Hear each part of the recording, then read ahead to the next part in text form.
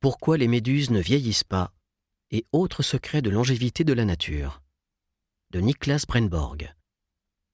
Traduit de l'anglais par Julien Bambadji.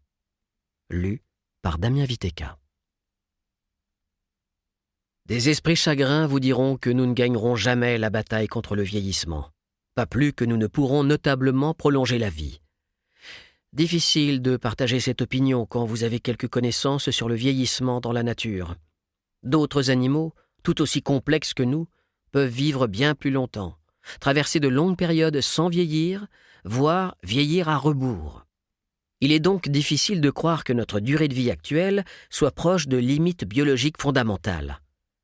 Avec un peu d'astuce, nous avons ce qu'il faut pour réussir. Mais à l'avenir, s'il se peut que la nature nous aide à lutter contre le vieillissement, rien n'interdit de puiser ailleurs notre inspiration. En commençant par nos semblables, qui peuvent nous en apprendre beaucoup. Il est évident que nous nous ressemblons tous, mais avec certaines différences quant à nos réactions face au vieillissement et à notre durée de vie. C'est là que la péninsule de Nicoya entre en scène. Cette région montagneuse du Costa Rica est une destination touristique prisée pour les paysages incroyables qu'elle offre au regard. Une forêt tropicale intacte, de belles plages de sable, un climat chaud et agréable. Mais ce n'est pas tout.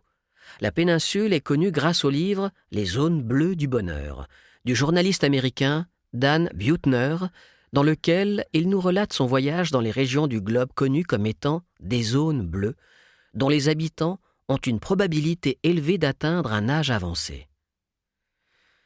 Outre la péninsule de Nicoya, il y a 4 autres zones bleues.